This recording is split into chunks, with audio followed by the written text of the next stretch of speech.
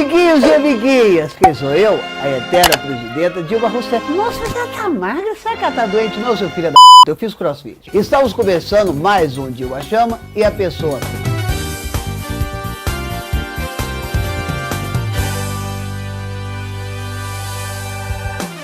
E hoje o meu convidado, olha você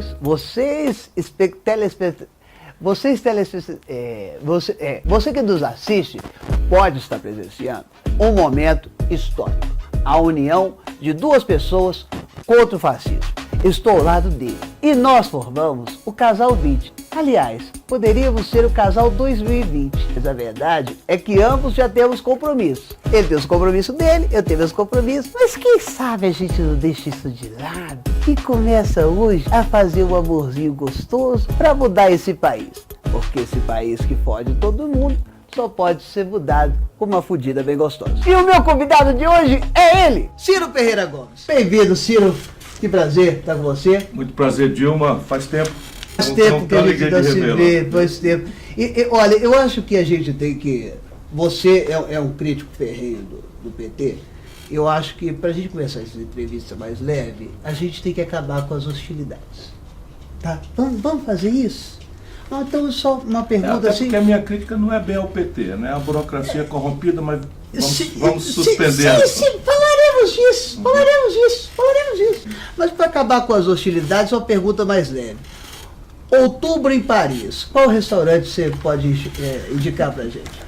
Eu não sou muito de restaurantes assim, nem de indicar não. Normalmente eu procuro pelas comidas étnicas. Não, assim, você não leva miojo para Paris. Não, miojo não, mas eu gosto de comer no restaurante vietnamitas, como a França colonizou o Vietnã muito tempo atrás. Mentira! Tem uma... A França...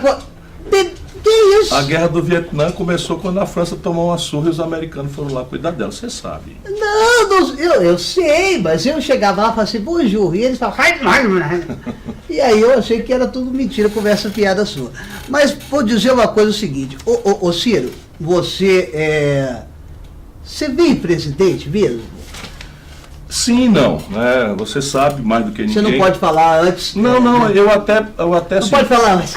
Eu estou lutando para ser, não é? Já fui candidato 3 vezes. Você já está fazendo uma coisa melhor do que a Marina, que é fugir, mas aliás, um beijo não a Marina. É justo com a Marina, não é justo. Não, é porque ela mora mas muito longe. Você tem essa coisa com a Marina faz tempo. Faz tempo, porque ela mora longe, ela mora numa casa que fica em cima de um jequitibá, e é difícil dela descer. Subir é fácil até, o problema é descer.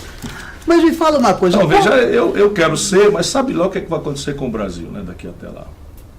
Eu acho que um asteroide, eu estou assim, torcendo para que isso aconteça. Eu acho que... Mas tomara que não, Eu quero saber a pergunta assim, mais técnica. Eu quero saber de coisas técnicas. Porque assim, depois de ser presidente, eu já fui reeleita. Não estou aqui tirando onda com a sua cara. Imagina, isso daí é uma coisa que... Não, mas essa é a sua história, tá certo? Não, isso aí é minha história. E tipo, não vou aqui falar que eu fui reeleito, o povo gosta de mim, volta querido. Né? Eu votei nas 2 vezes. E mim? E você não sabe? Você não falou nada? Eu votei as 2 vezes, ajudei bastante. Você é maravilhoso. Muito zangado com as coisas todas, mas acho que você é uma pessoa séria. Eu sou séria, sou bem intencionada e eu tenho a questão de ser bonita também, que eu acho que é importante no governo. Você é um homem bonito, é um homem elegante. Agora a pergunta minha é mais técnica. Como ganhar o segundo turno perdendo no primeiro? Não tem chance. Não acho que é assim. Não tem chance. E essa é a situação que está a Argentina, que parece que achou um caminho, em que o candidato que não tinha chance no primeiro turno era o que tinha mais chance no segundo.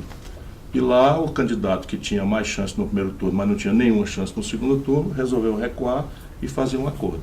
Vamos ver se a gente consegue no Brasil construir um caminho desse. Você acha que as esquerdas, o que é mais fácil? Uma frente única de esquerda ou a união entre palestinos e judeus?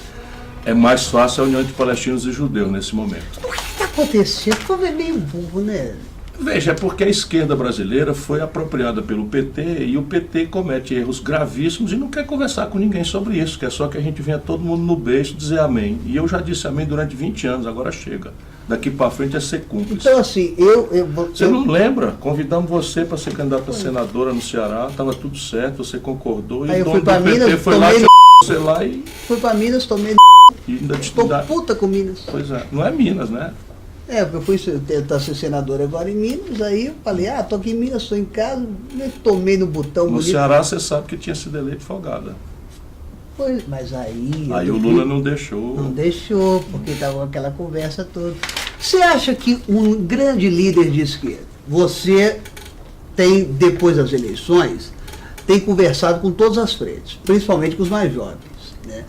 E você acha que um grande líder de esquerda, o Lula deixa, como é que é essa coisa? Porque assim, me dá um pouquinho de raiva quando eu vejo às vezes pessoas falam assim, você de esquerda, você é petista, às vezes não é. Eu sou. Eu, no caso, eu sou, porque eu tenho tatuagem. Sim. Eu tenho tatuagem, é Lu, de um lado da banda direita do meu bumbum, e lá do lado esquerdo. E o pessoal chama de Luola, quando em algumas posições. Você acha que, o que falta? O que precisa? Olha, falta ideia, porque se você não tiver uma ideia concreta do que o Brasil precisa para fazer, você tem desmoralização, como aconteceu. O Lula foi lá em cima, ficou tão popular que ele deu chance de ser eleito sem ter nunca tido nenhuma experiência política, e de repente você sai no impeachment que ninguém se mexeu na rua, a gente sabe disso, lutando, porque a gente diz lá no Ceará, quem dá e toma passa por ladrão. Que foi o que aconteceu, o PT deu, o PT tomou, porque não tem projeto. E esse é o problema.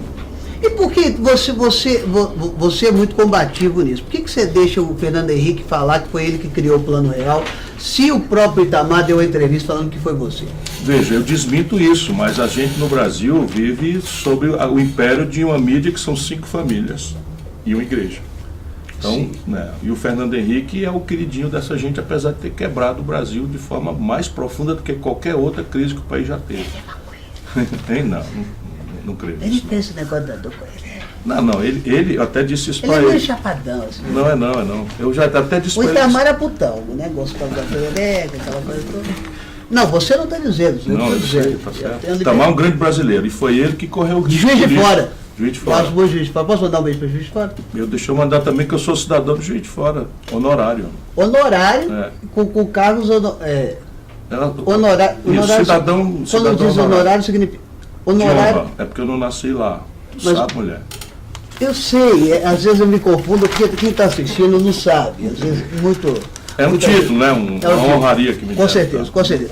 O que eu queria saber é o seguinte: você já acordou de madrugada depois? Porque assim, o período eleitoral foi um período muito tenso. Imagino que para todos os candidatos que viajam o Brasil, e tem que ouvir merda, e tem que ouvir. O Daciolo até gostava dele, sabia? Eu também. Eu gostava gosto muito dele, por causa do celular dele. Ele é boa pessoa, boa. Ninguém vai pegar ele no Telegram, né? Não há a menor chance. Não há a menor chance. Mas você já acordou de madrugada, assim, suado, arrependido de alguma decisão que você tomou durante a campanha? Não.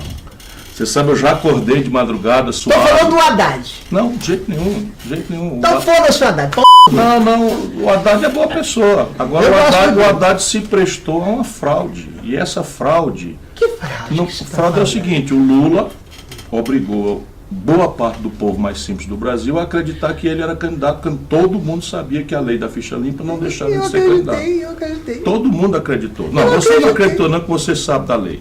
Você não acreditou, você foi obrigado a dizer também como o Haddad. O Haddad sabia. Para de me entregar. Não. A gente vai ser amigo ou você vai ficar? Não, nós somos amigos, mas você sabe como eu sou, você já me conhece. Eu conheço você. Então vamos conversar a verdade. E aí o Haddad sabia também, e agora está dizendo para o povo que me convidou para ser o vice do Lula, como se o Lula não soubesse. Papo furado. Quem convidou foi o Lula. Você não tem cara de que você aceitaria ser vice, não. Eu poderia aceitar ser vice se houvesse um projeto, mas o Brasil não aguenta um presidente por procuração, sem querer ofender. Não, eu não. Eu me fudi por causa disso. Porque eu tenho uma história. Isso. Aí eu falei, eu não vou ouvir esse filho da p. É o filho da p que eu falo com todo amor e carinho. Falei, eu vou fazer a minha história aqui. Aí o Cunha me tomei, ficou puto. Não, mas você sabe a história. Vamos contar, aproveitar aqui. Você não precisa falar. Eu não vou falar, porque eu tenho vergonha de falar de mim. Você não precisa falar, mas eu posso falar. Você chegou no governo e estava lá aquela quadrilha toda. Estava mais magro. E você começou a fazer a faxina. Todo mundo pode levantar isso na internet.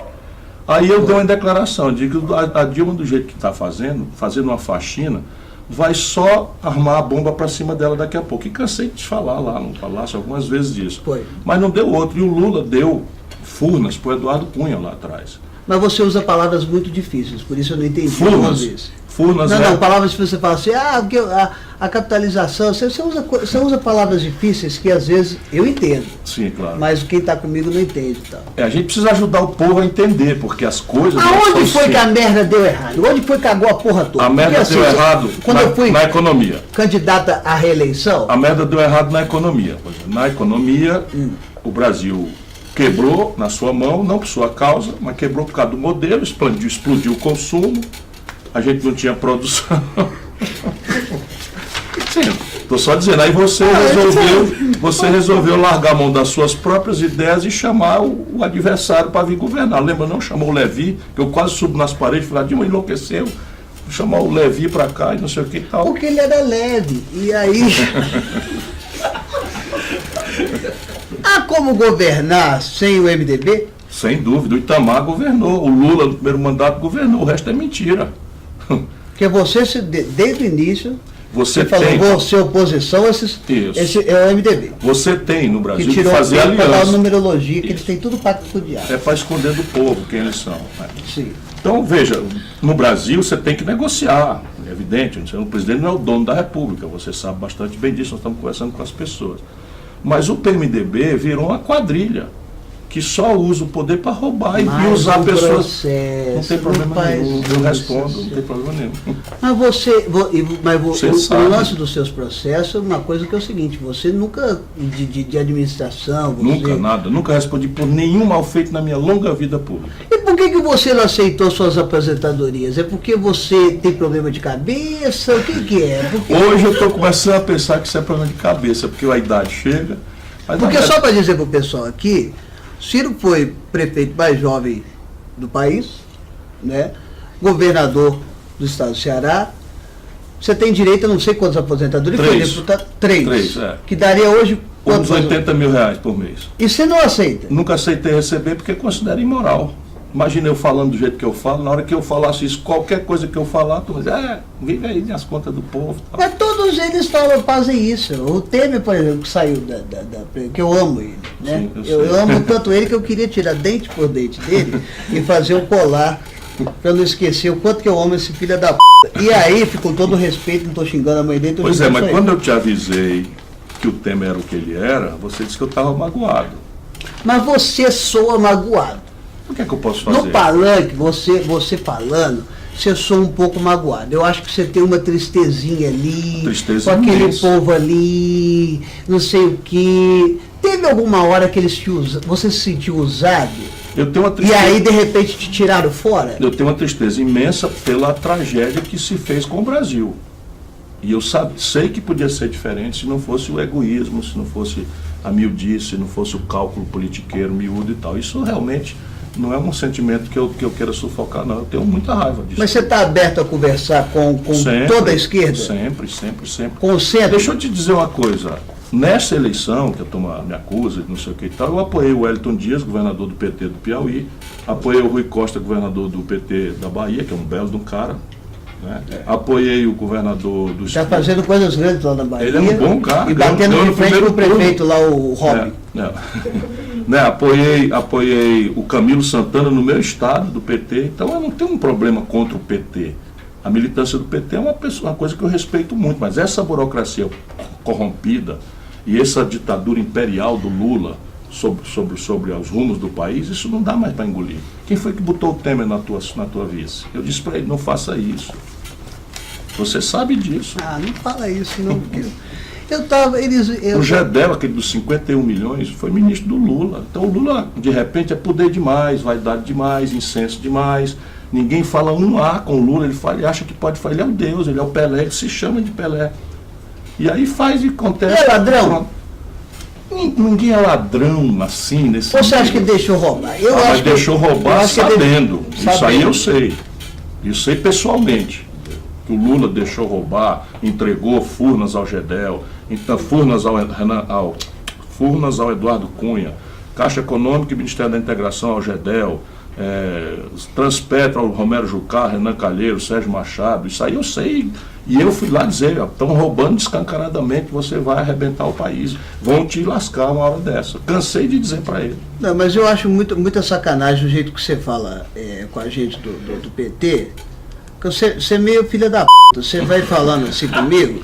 Não, que eu estou ouvindo aqui calado. Até sim, então eu estou calado. Vontade, vamos conversar. Não, eu quero saber o seguinte, está chegando o momento,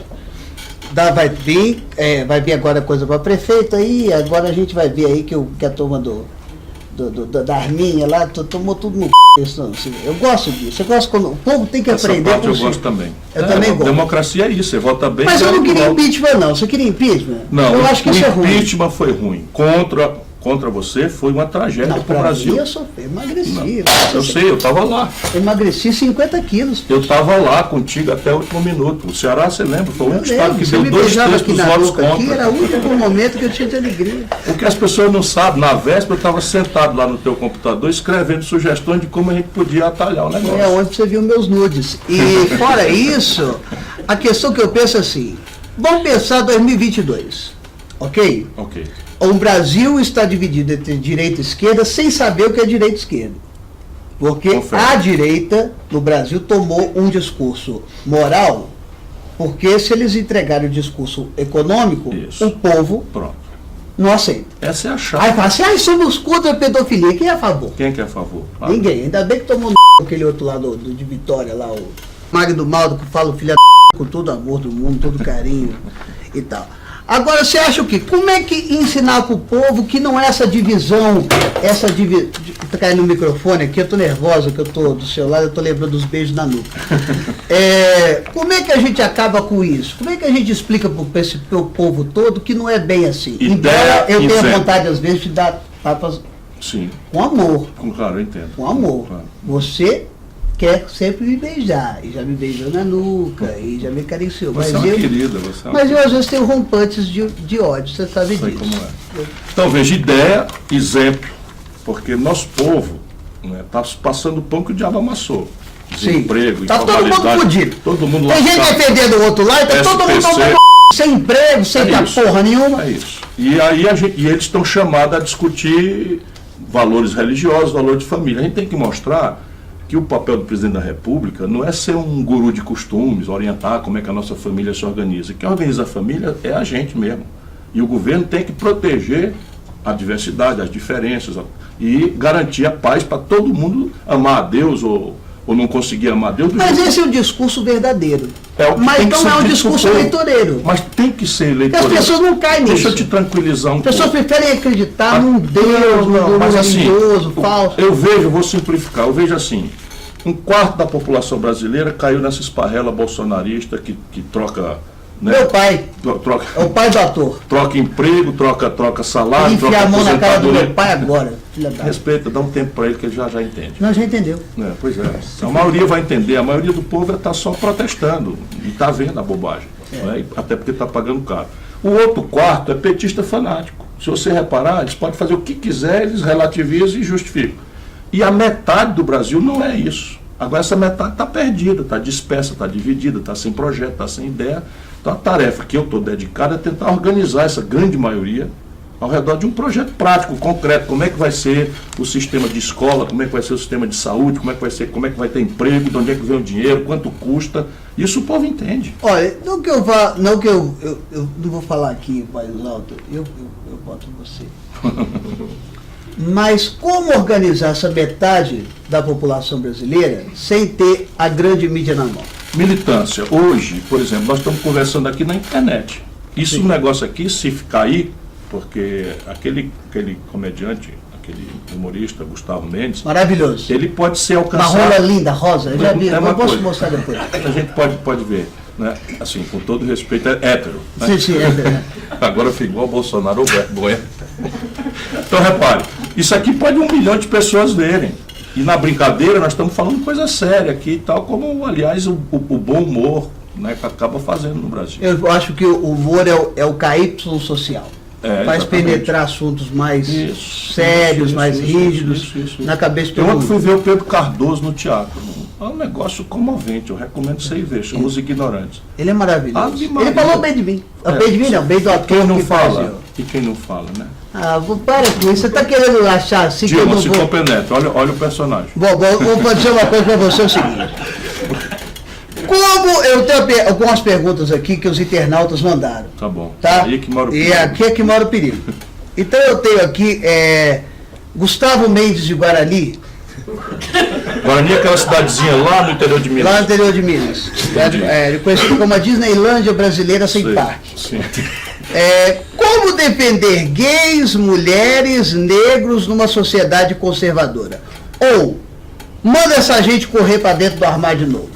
Não, de jeito nenhum. Acho que toda forma de amor é justa, nós temos que proteger todas as liberdades, todas as preferências, todas as diferenças, e esse é o papel de um governo. O papel do governo não é estimular o ódio, a discriminação, é proteger a sociedade que ela pode... Enfim, é uma lei simples, a turma diz que eu falo muito difícil, é o seguinte, quando eu chegar lá na presidência da República, eu vou baixar uma lei, é o seguinte, está proibido alguém se meter na vida alheia. Maravilha, isso é maravilhoso. Cada qual com o seu cada cu. Eu sempre falo assim, quem é seguro da sua sexualidade, feliz no seu relacionamento, está cagando porque o outro faz na cama. Quem se preocupa muito com o furico alheio... É porque não está sabendo o que fazer bem com o seu. Eu tenho segurança disso. Eu chamo na piscada. Gustavo Miranda, de Guarani, está fazendo a seguinte pergunta. Olha só, como é que você vai acabar com os lucros dos grandes bancos e como fazer uma candidatura consistente sem ter banco do lado? Há possibilidade? Olha, isso aí é uma coisa chave. Se você não mudar a relação do Brasil com o sistema financeiro, e não é só o banco, é todo mundo que ganha através dos bancos. Se você não mudar isso, não vai mudar nada nunca. Porque dinheiro, em tempo que não tem inflação, não tem conversa. Se chegou num canto é porque saiu do outro. Sim. Então você tem a economia brasileira real. A roça está perdendo renda, o comércio fechou 220 mil lojas nos últimos 3 anos, 13 mil indústrias fechadas no país, os serviços estão encolhendo, ou seja, toda a economia de verdade está encolhendo. E os bancos brasileiros tendo o maior lucro da história. São quase 90 bilhões de reais num semestre. Então, se esse dinheirão está chegando a pular, é porque está saindo de algum canto. Está saindo de onde? Está saindo das costas do povo, sim, tendo o governo como o transferidor desse dinheiro. Se não mudar isso, eu não quero ser presidente da República. Agora, será que dá para ser presidente da República sem eles? É difícil, não é fácil não. Você está encarando uma bomba. Sem dúvida. Porque eu estou fora disso. Eu não tenho rabo de palha, não tenho, enfim. Então, eu queria ser embaixado. Não se preocupe, você vai escolher o que você quiser. Maravilha. Você vai escolher o que você quiser. De vera, viu? A Dilma é uma pessoa que nós precisamos recuperar o respeito que ela merece no povo brasileiro. Quer dizer, você que eu estou dizendo. Claro. Mereço sim, com certeza. O que eu quero dizer é o seguinte, eu adorei essa nossa entrevista, porque você foi muito claro e você não falou as frases rolamento de dívida. Eu acho que é a primeira vez que você faz uma entrevista inteira sem falar isso. E todas as outras questões. Agora, um recado direto para todo mundo. Há uma polarização que eu acho boa, porque é física, né? Tudo que vai, uma hora contrai. Né? O que falta? Aonde é o seu foco objetivamente? Porque assim, eu vou votar no Levi Fidelix? Não. Vou votar no do outro? Não vou. A meu lado eu estou com você. Eu acho que o povo brasileiro está sentindo falta de um governo que não seja elitizado. Não vou falar governo de esquerda, que não cabe. Ficou burro, o Brasil não cabe. Não cabe para ele. Veja, Dilma, parece que o Brasil precisa fazer um projeto bem objetivo, bem prático, que una os interesses de quem produz com os interesses de quem trabalha. Porque se a gente olhar, o trabalhador é o que está mais ferrado, mas a empresa brasileira, a empresa nacional, especialmente a pequena empresa, também está ferrada. Sim. Então é possível, isso é que eu tenho os números todos, eu tenho que fazer, como é que vai organizar. Um projeto diz assim, presta atenção, aqui está a resposta prática para como é que nós vamos resolver a agenda de emprego, salário, renda, aposentadoria, saúde e educação, com quais prazos, quais custos, de onde é que vem o dinheiro, e como é que eu vou restaurar a condição das empresas brasileiras poder sobreviver. porque o consumo das famílias está estrangulado, o investimento empresarial estrangulado, o investimento público estrangulado, e qualquer crescimentozinho que a gente faça arrebenta a conta do país com o estrangeiro, porque aumenta a importação e o Brasil não tem o dólar para pagar. Pronto, eu comecei a falar difícil. É uma merda, que é o seguinte, que eu não saio do personagem, nunca saio do personagem, nunca. Mas te ver falar é um alívio muito grande para o ator como brasileiro. É do caralho. Que bom, que eu estou feliz de estar aqui. Muito obrigado. E esse foi o nosso Dilma Chama a Pessoa Vem com o Ciro Gomes, que ficou com um pouquinho de medo de mim no início. E agora ele vai fazer aquilo que ele fez um dia antes do impeachment. Ver os meus nudes e beijinhos da nuca. Se você acredita nisso ou não, o problema é seu, eu sei qual é a verdade.